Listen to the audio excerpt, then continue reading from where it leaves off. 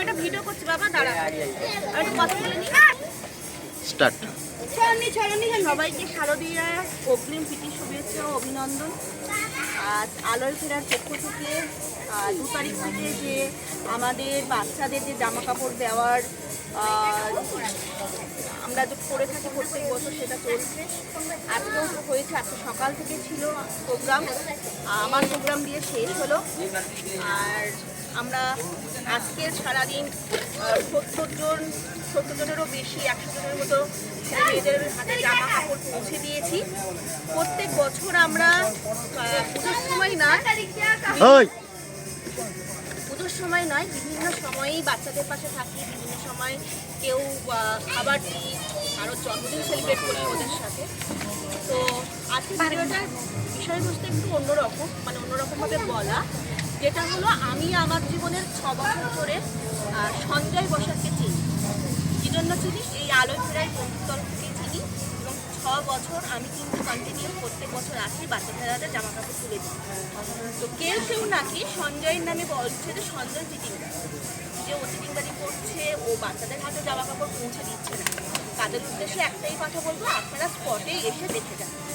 আমি 6 বছর যখন যুক্ত, যদি ও চিটিংবাজি করতো তাহলে আমি নিশ্চয়ই 6 বছর ওর সঙ্গে এই লং প্রসেসে থাকতে পারতাম।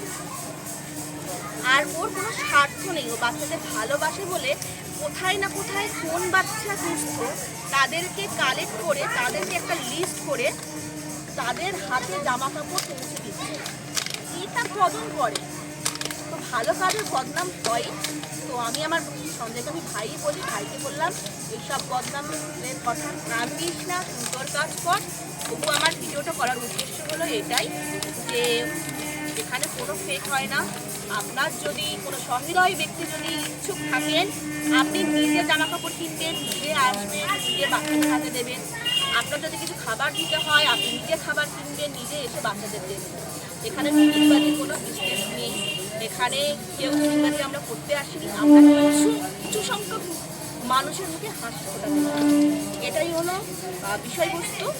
আর আগামী 9 তারিখ পর্যন্ত চলবে আমাদের এই জামা কাপড় দেওয়ার প্রোগ্রাম। কেউ যদি ইচ্ছুক থাকেন তাহলে সঞ্জয় বসা, আলোয় ফেরার বন্ধু সঞ্জয় বসার এখানে নাম্বার আছে, আপনারা ওর সাথে কন্ট্যাক্ট করে এখানে প্লিজ আসুন।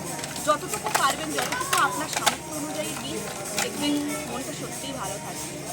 আমরা যদি সবাই মিলে যদি একটু করে যদি চাই, তাহলে অনেক সংখ্যক মানুষের মুখে হাসি ফোটাতে পারবে।